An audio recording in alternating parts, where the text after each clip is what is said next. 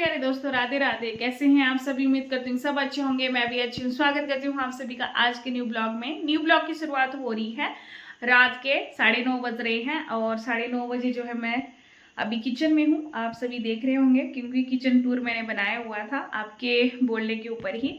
तो अभी मैं चार्जिंग पे लगाया हुआ था, फ़ोन चार्जिंग खत्म हो गई थी, इसलिए शाम के टाइम में ब्लॉग नहीं शूट कर पाई। तो मैंने सोचा थोड़ा चार्जिंग कर लेती हूँ।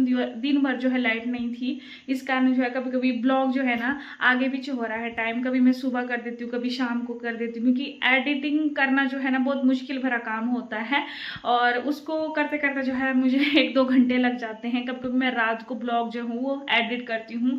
फिर अगर जैसे लाइट है तभी हमारा जो है वो नेट चलता है, तो उस वजह से थोड़ा आगे पीछे हो जाता है। आप मैनेज कर दीजिएगा। अगर आपने सब्सक्राइब किया हुआ चैनल तो आपको जल्दी से आ जाएगा मेरा ब्लॉग, और बेल आइकन ऑन किया हुआ है तो फटक से पहुंच जाएगा आपके फ़ोन के स्क्रीन में।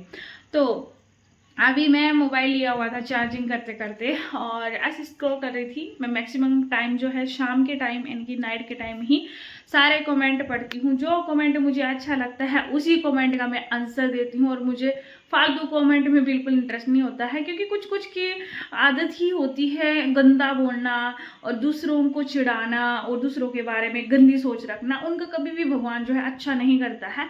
मतलब हम खुद किसी का बुरा नहीं चाहते, हम अच्छा ही चाहते हैं, तो उसका भी अच्छा ही होता है। भगवान कभी न कभी तो हमारी तरफ देखेगा ही देखेगा। तो इसलिए मैं कभी किसी का बुरा नहीं बोलती हूँ, ना ही सोचती हूँ, मन से भी नहीं सोचती हूँ, इसलिए खुश भी रहती हूँ। तो एक कमेंट आया पढ़ते पढ़ते मेरा मतलब मोबाइल में, तो मैंने सोचा चलो बना लेती हूँ ब्लॉग उसके ऊपर। तो बने रहेगा ब्लॉग में, चाहिए मत कहीं भी। और सबसे पहले मैं किचन दिखा लेती हूँ। तो किचन देखिए मेरा, मैंने जो है वो आज मेथी की सब्ज़ी बनाई हुई थी। तो मेथी के जो मैंने कचरा है वो बाहर नहीं फेंकते हैं। हमारी सासू माँ बोलते हैं कि रात हो गई है तो रात को जो है मेथी का कचरा मैंने इधर ही रखा हुआ है। लक्ष्मी होती है तो इसको बाहर नहीं फेंकना होता है। और किचन जो है साफ़ कर दिया है मैंने। तो ये देखिए इधर से पोछा स्टार्ट करती हूँ मैं।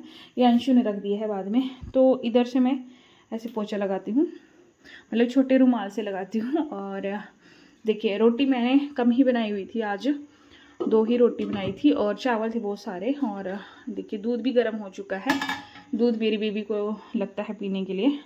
तो बर्तन वगैरह मैंने धो लिए हैं। तो अभी मैंने इसको ट्रॉली में नहीं लगाया हुआ है, इधर देखिए इधर लगाती हूँ मैं, बर्तन सेट करती हूँ। लेकिन अभी नहीं लगाया क्योंकि गिल्ले हैं, पानी है, ये देख रहे होंगे आप, पानी है इसमें, गला सूख जाएगा बताते बताते, क्योंकि बहुत बहुत ज़्यादा इंटरेस्टिंग ब्लॉग होने वाला है आप सभी के लिए भी और मेरे लिए भी। तो सबसे पहले मैं पानी ले लेती हूँ फिल्टर से।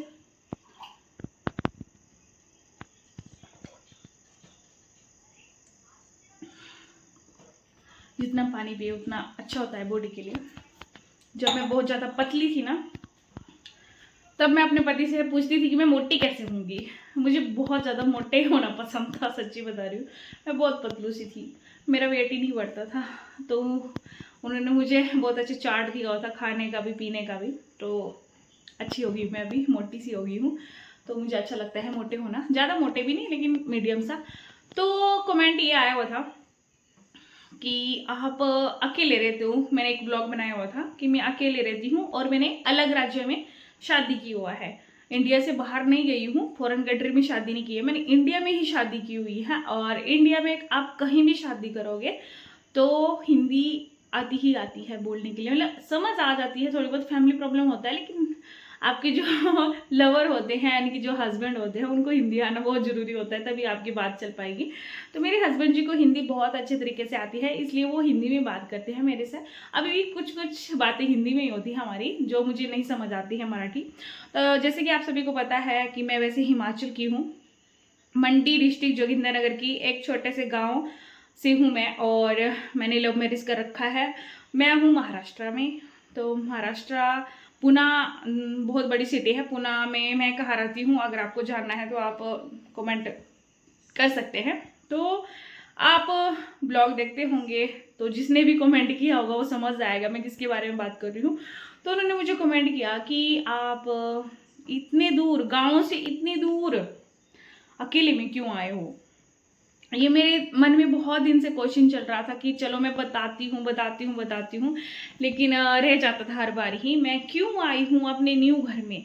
न्यू घर हमने कब लिया हुआ है तो मैं बताती हूँ, सब कुछ बताती हूँ डिटेल में। तो ऐसे फ़ोन पकड़ पकड़ के ना मेरा हाथ थक रहा है। ओके, तो अभी लगा लिया है मैंने फ़ोन, और मतलब छोटा स्टैंड है मेरे पास, गोरिल्ला स्टैंड बोलते हैं ना इसको, वही लगाया हुआ मैंने। तो मैं गांव से इतनी दूर क्यों आई हूँ अकेले में रहने के लिए, मतलब आप ऐसा मत सोचिए कि मुझे बहुत मज़ा आता है इधर रहने के लिए, वैसा कुछ नहीं है। लेकिन अपना नया घर है, और नया घर मैंने कब लिया हुआ है, तो नया घर लिया हुआ है मुझे ना 6, साढ़े 6, 7 साल हो गए होंगे, तब लिया हुआ था हमने।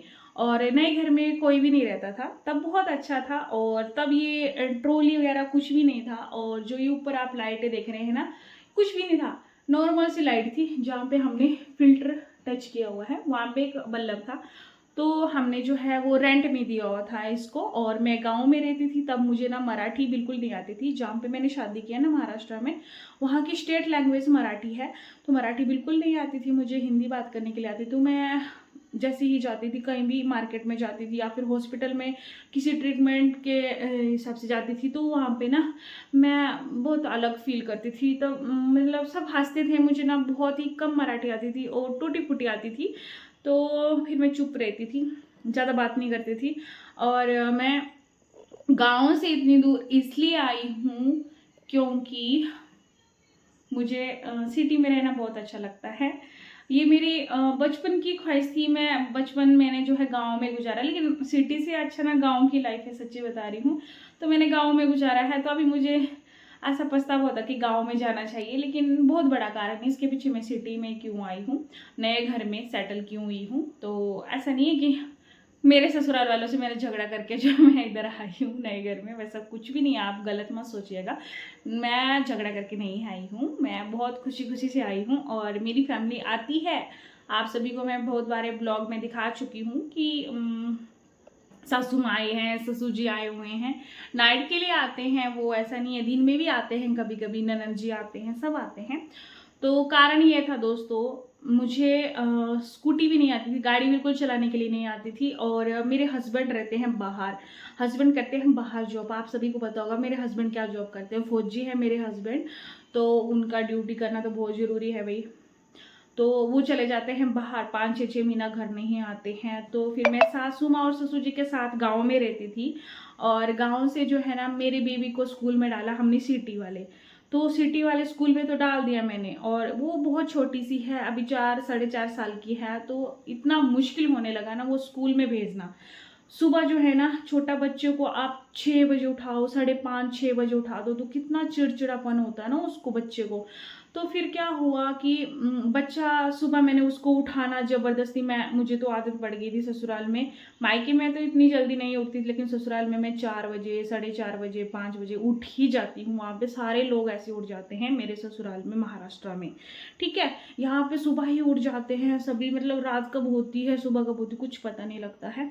तो मुझे भी चलो आदत होगी, लेकिन इतना सा बच्चा, वो मैं जैसे बेड में उसको उठाने के लिए जाती थी ना बेबी को, तो वो ऐसे रोता हुआ मुंह बनाती थी। फिर मैं उसको नहाना, फिर उसको कपड़े पहनाना, फिर बस आती थी 7:15 बजे, स्कूल बस आती थी। क्योंकि गांव वाले घर से जो है हमारा सिटी वाला जो है ना स्कूल, वो बहुत ज़्यादा अंतर है, 17 किलोमीटर है, 17 किलोमीटर है। तो एक छोटी सी जिंदगी और छोटा सा बेबी, मुझे बहुत ज़्यादा तरस आ रहा था उसके ऊपर। और मुझे स्कूटी बिल्कुल नहीं आती थी, और क्या हुआ, बस में चले जाती सुबह, चलो ठीक है। स्कूल खुलता था 9:15 पे ऊपर, और बस पहुंचती थी उधर 8 बजे, ठीक है, आधा घंटे के आसपास बस पहुंच जाती थी। लेकिन वो अकेली रहती थी स्कूल में, 2 से 3 बच्चे होते थे, क्योंकि सभी पेरेंट्स जो है खुद छोड़ने के लिए आते थे। अभी मेरे हस्बैंड तो घर में है नहीं कि वो खुद जाएंगे अपने बच्चों को छोड़ने के लिए, तो सारी जिम्मेवारी मेरे ऊपर रहती थी, घर की भी बाहर की भी, ठीक है। तो फिर बच्चा बहुत ज़्यादा अपसेट होने लगा, धीरे धीरे धीरे धीरे। फिर स्कूल की बस आती है 4 बजे, ठीक है। छोटे बच्चों को स्कूल में छुट्टी कितने बजे होती है, 12:30 बजे, नहीं तो ज़्यादा ज़्यादा 1 बजे छुट्टी होती है। तो वो भी प्रॉब्लम आने लगा, उसको वेट करना पड़ता था, वो इतनी छोटी सी बच्ची, वो खाना भी कैसे खाएगी। फिर बस में आई, वो 1 से 2 बार बस में आई। फिर मेरे हस्बैंड जी से देखा नहीं गया अपने बच्चे का ये हाल। फिर उन्होंने क्या किया कि उन्होंने बोला नहीं तुझे गाड़ी सीखनी है। अभी गाड़ी कैसे सीखनी है भाई, मुझे तो साइकिल भी मतलब चलाने के लिए नहीं आती, बहुत दूर है, बैठ भी नहीं पाती थी, सच्ची बता रही, मुझे बैलेंस ही बिल्कुल नहीं आता था बनाने के लिए। मायके में कभी साइकिल ही नहीं चलाई। हमारे हिमाचल में लड़कियां, सच्ची बता रही हूँ, साइकिल बहुत लड़के ही चलाते हैं, ज़्यादा लड़कियां बहुत कम चलाती है गांव में, सिटी की बात नहीं कर रही मैं, गांव में तो कोई भी लड़कियां मैंने अभी तक देखी नहीं कि वो साइकिल चलाती हैं। लेकिन महाराष्ट्र ना बहुत आगे है, बहुत ज़्यादा। यहाँ पे इतने छोटे बच्चे से बड़े बड़े बड़े बड़े साइकिल स्कूटी, 6-7 क्लास की लड़कियां लड़के स्कूटी चलाते हैं, पता है आपको। और ये बहुत ही ज़्यादा मुश्किल भरा रहा मेरे लिए। तो हस्बैंड से देखा नहीं गया तो उन्होंने जो है ना स्कूटी ले ली मेरे लिए। अभी स्कूटी तो ले ली, ठीक है ना, मुझे साइकिल आती है, स्कूटी तो बहुत बड़ी बात है। वो स्कूटी कैसे चलाऊंगी मैं, टेंशन हो गया, ले तो ली। और सपोर्टेड फैमिली, महाराष्ट्रियन फैमिली, मेरे ससुराल वाले बहुत अच्छे हैं। ससुर जी हैं, 5 ससुर जी हैं हमें, मतलब ताऊ चाचा जो रहते हैं हमारे। तो उन्होंने मुझे सबसे पहले ये पूछा कि तुझे स्कूटी आती है चलाने के लिए। तो मैंने बोला भाई नहीं मुझे नहीं आती। तो एक ससुर जी मुझे बोलने लगे, चिढ़ाया मुझे उन्होंने, मतलब ऐसे नहीं, कब अंदर से वो बोलते नहीं, पहले डरा देते हैं फिर प्यार करते हैं अच्छे से। तो वो बोलते तुझे कभी गाड़ी नहीं आएगी चलाने के लिए। मैंने कहा अच्छा ऐसा बोला। मैंने कहा नहीं मुझे सीखना है गाड़ी चलाना। तो मेरे जो रियल ससुर जी है वो और मेरे देवर, हस्बैंड तो घर में नहीं थे बेचारे, तो मैंने उनको गिराया भी है, सच्ची बता रही हूँ। मतलब मैं स्कूटी में नहीं बैठी थी, मुझे स्पीड देने के लिए भी नहीं आती थी, ना ऑन करने के लिए आती थी स्कूटी। तो बहुत लंबी चौड़ी कहानी है, आप बोर मत होइएगा, पूरी सुनिएगा, तभी आपको अच्छा लगेगा, तभी आपको समझ आएगा कि मैं नए घर में क्यों आई हूँ, ठीक है। तो स्कूटी में उन्होंने ऑन कर दिया, मुझे ऑन करने के लिए भी नहीं आती, और मैंने फुल स्पीड दे दी। और वो बैठे हुए थे और वो सीधे खाई में, मतलब छोटी सी खाई नहर रहती है ना हमारे घर के पास, उधर उधर गिर गए। वो इतना डर गए ना कि उन्होंने ठान लिया तुझे कभी स्कूटी नहीं आएगी।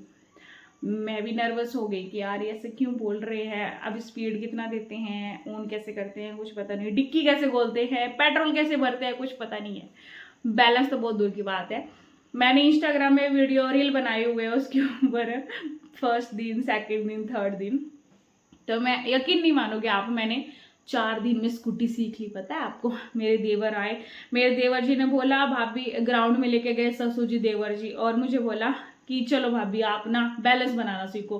तो उन्हें बिठा तो दिया, लेकिन मेरी टांगे जो है इतनी थक गई, रेंगते रेंगते, जैसे रेंगते नहीं हम एक्सरसाइज करते तो वैसे वैसे करके मैं थक गई। मैंने कहा भाई क्या करूँ मैं। एक दिन वैसा गया, दूसरे दिन जो है थोड़ी थोड़ी स्पीड दी, थोड़े थोड़े पैर, एक पैर ऊपर उठाया दूसरा उठाया, वैसे वैसे मैंने स्कूटी सीख ली। 10 दिन में तो एकदम अच्छी वाली स्कूटी सीख ली मैंने।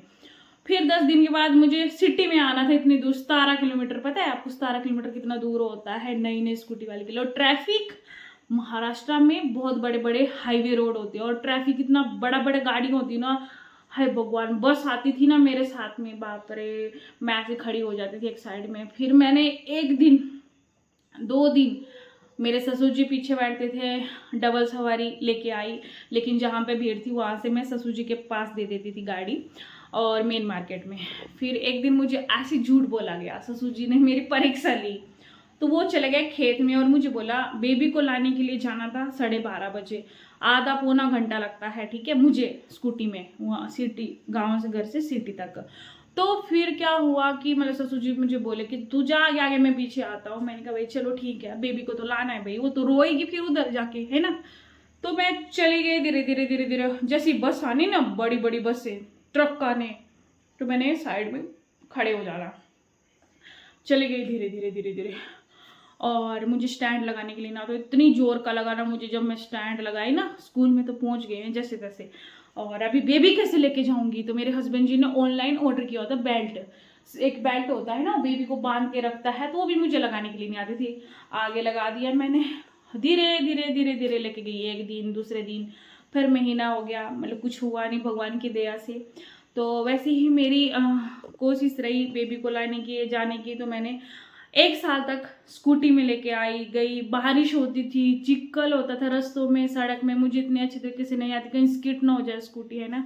तो भगवान की दया से मैं गिरी भी नहीं कभी, और मैंने हौसला भी नहीं छोड़ा। और मैं ही परेशान होती थी क्योंकि ससुर जी को खेती का काम था, ससुर जी जा नहीं सकते थे, और मैंने इतनी ज़्यादा थकावट हो, कभी बीमार भी हो जाता है आदमी, ऐसा नहीं कि बीमार नहीं होता है, तो भी मुझे जाना पड़ता था।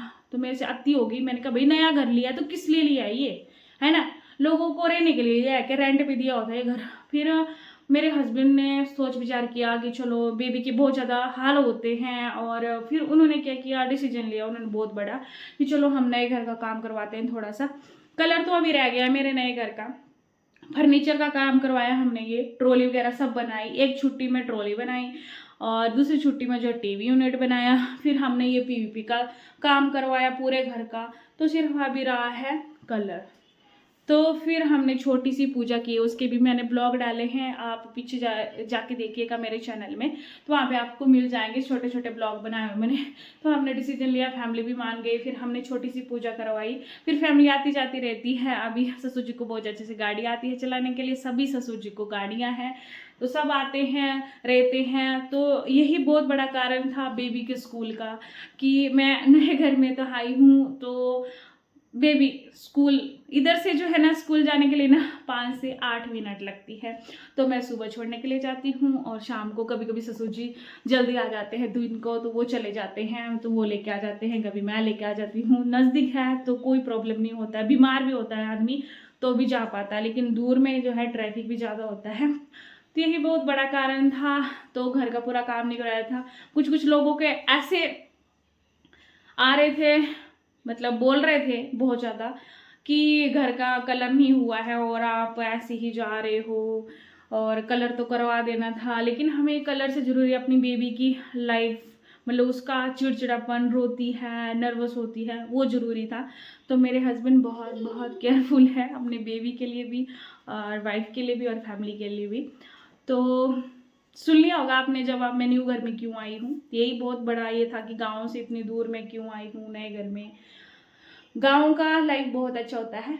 मैं जाती हूँ गाँव में, जैसे मुझे टाइम लगता है, बेबी को छुट्टी वगैरह होती है तब मैं गाँव में जाती हूँ, वहाँ पे रहती हूँ, और गाय के साथ खेती बाड़ी भी देखती हूँ, कैसा काम चल रहा है कैसा नहीं। मुझे इधर की खेती इतनी ज़्यादा नहीं आती है, तो मुझे हिमाचल वाली खेती आती है करने के लिए, लेकिन यहाँ पे बहुत बड़े बड़े खेत होते हैं तो इतना नहीं आती है।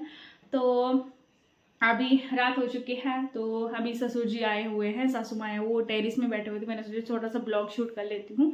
तो खाना खा के ऊपर वॉकिंग कर रहे हैं, तो आएंगे अभी नीचे, फिर हम जो है गप्पे शप्पे लगाएंगे, फिर सो जाएंगे। तो मिलते हैं आप सभी के साथ अगले वाले ब्लॉग में। तो फिर बाय बाय दोस्तों, ठीक है, ऐसे ही सपोर्ट बनाए रखिएगा।